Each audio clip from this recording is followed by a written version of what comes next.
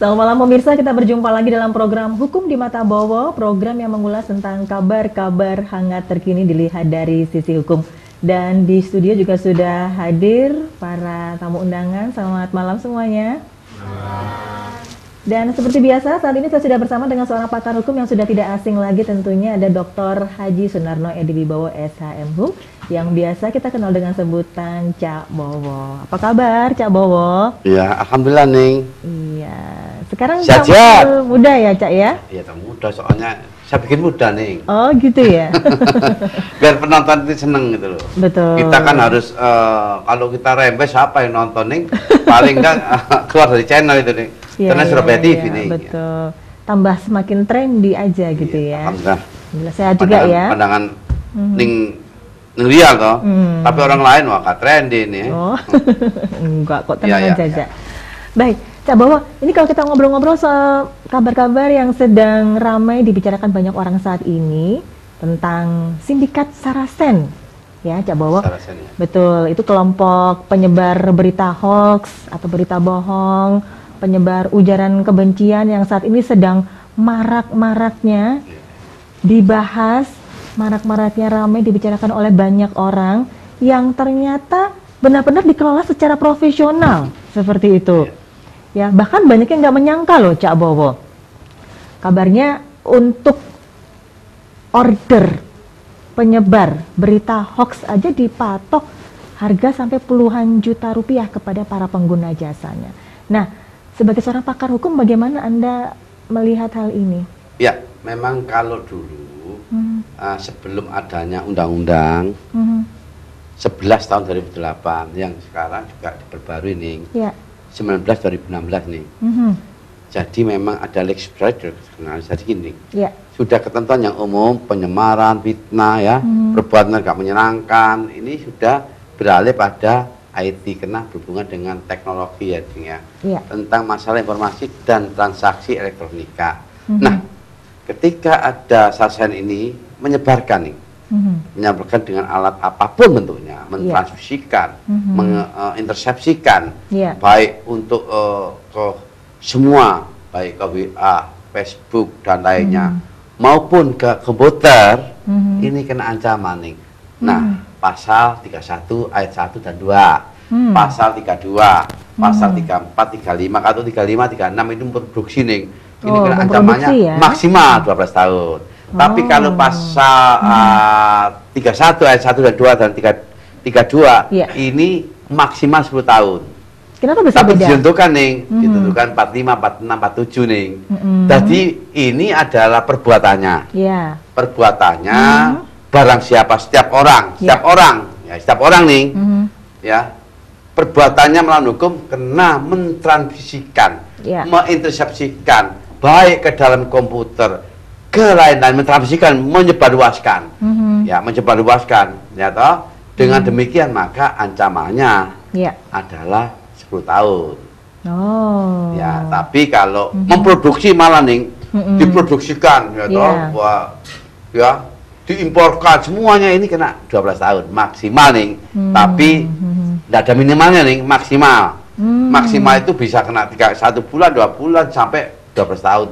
Lihat nanti bagaimana perbuatannya gitu. Oh, seperti itu ya. Jadi ada bedanya dengan yang memproduksi dan juga menyebarkan, seperti itu ya pastinya.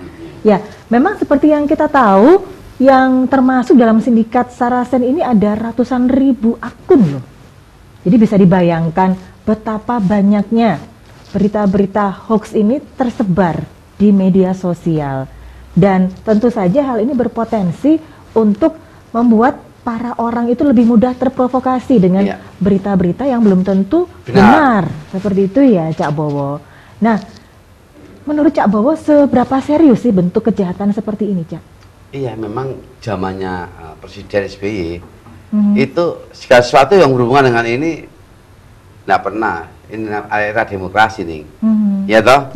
Tapi kalau era sekarang ini lain. Ketika adanya sesuatu yang berhubungan dengan melanggar ketentuan, melanggar hukum, ketentuan di mana undang-undang ini sudah diundangkan, maka ancamannya kena nih.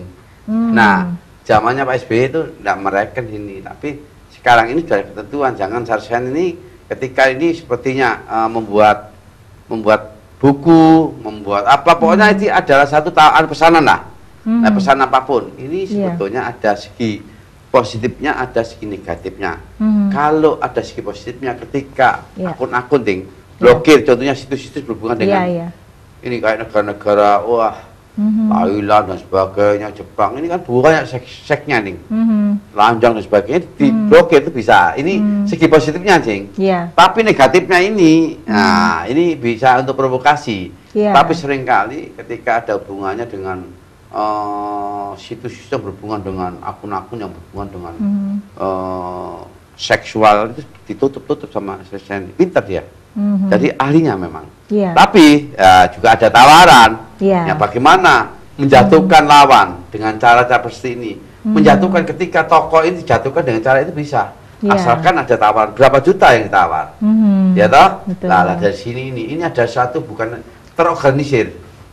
Jadi organisasi bisa. Tapi apakah ini nantinya, apakah dengan sendirinya, dengan adanya ancaman hukuman ini, bisa nantinya nggak akan melakukan lagi, dikarenakan agak kesulitan, dikarenakan adalah informasi dan transaksi elektronika ini berkembang luas.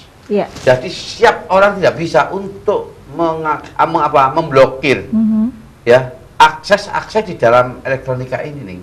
Dikarenakan apa? Dikarenakan majunya teknologi.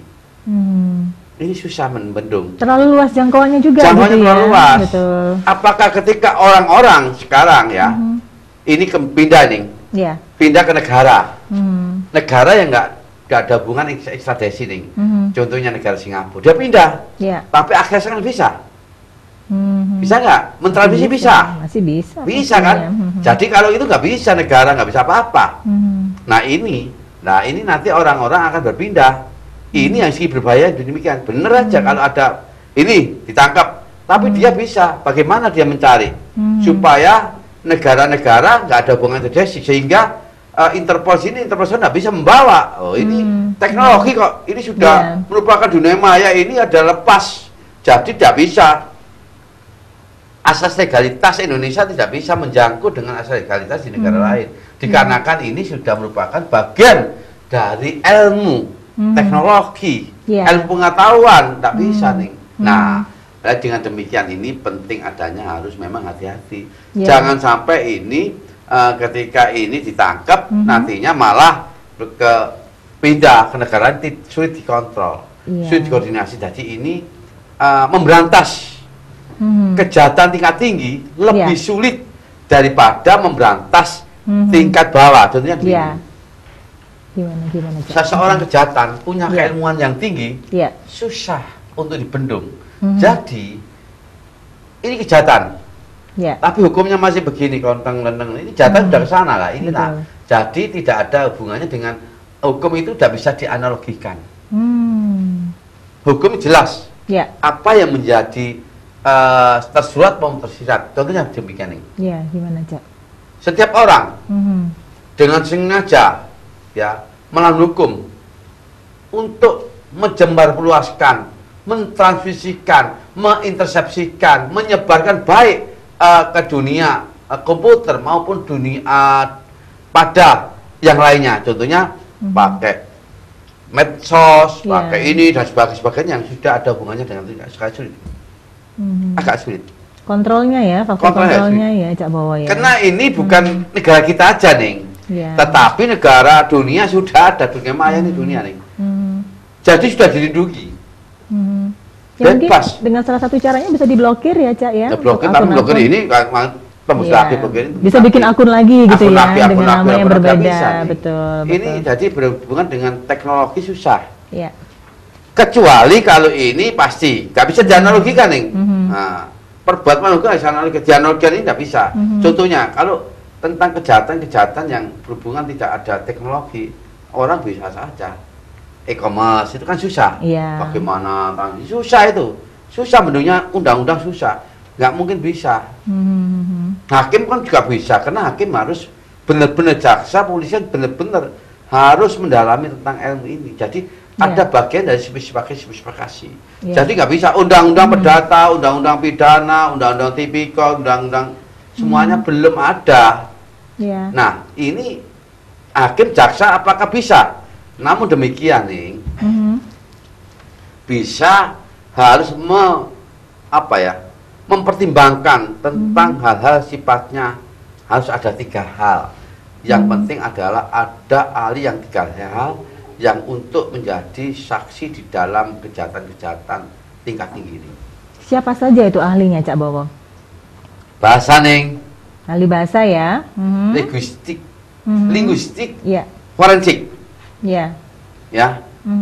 Pidana. Ahli pidana. Linguistik forensik tadi bahasa Neng. Bahasa. Terus ada pidana, ahli ada pidana. IT. Itu yang menentukan. IT, ya. Itu merupakan satu alat bukti nih, ditambah dengan adanya perangkat yang lain mendukung. Berarti ada 3 dengan saksi. Berarti sudah ada 3 alat bukti. Karena 2 alat bukti hakim bisa untuk memutuskan salah benar. Apalagi kalau 3 alat bukti ya, itu harus menentukan. Cukup dengan 2 sudah bisa ya, Cak Bowo ya berarti ya? Bisa. Makanya harus ada ahlinya. Kalau nggak ada ahlinya nggak bisa. Ahli apa sih keterangannya ahli? Ya. Contohnya kalau bahasa apakah salah sih? Kata-katanya itu nih, itu yang diukur dengan kata-kata bahasa ya. Dinilai dari linguistiknya, forensiknya itu diukur itu. Pidananya, unsur-unsurnya nih, memenuhi enggak? Nah, unsur-unsurnya harus membuat satu tentang hubungannya dengan unsur tindak pidananya. Unsur barang siapa, melawan hukumnya. Rangkaian kata-katanya itu diukur dengan demikian. Itu pidana nih. IT-nya tadi nih, nggak semua orang tahu. Apakah dimaksud transisi bagaimana, mengakses bagaimana, terus bagaimana ketika ada mentransfer atau mentransmisi, ini berbentuk satelit nih, satelit mau masuk mana, mengakses, satelit mengakses ini, terus bagaimana, paradigmanya gitu, terus menarik, berarti pelakunya gitu nih, jadi itu yang, jadi nggak bisa. Dari parameternya loh nih. Betul. Jangan sampai loh ini saya kejahatan loh ini saya itu masuk satelit kok. Ya toh kecuali masuk di radio sudah lama itu. Kalau satelit susah deh nih. Oke, kita akan break sebentar ya, Cak Bowo. Kita akan lanjut lagi nanti dan pemirsa kita akan lanjutkan lagi perbincangan kita setelah jeda pariwara berikut. Tetap dihukum di Mata Bowo.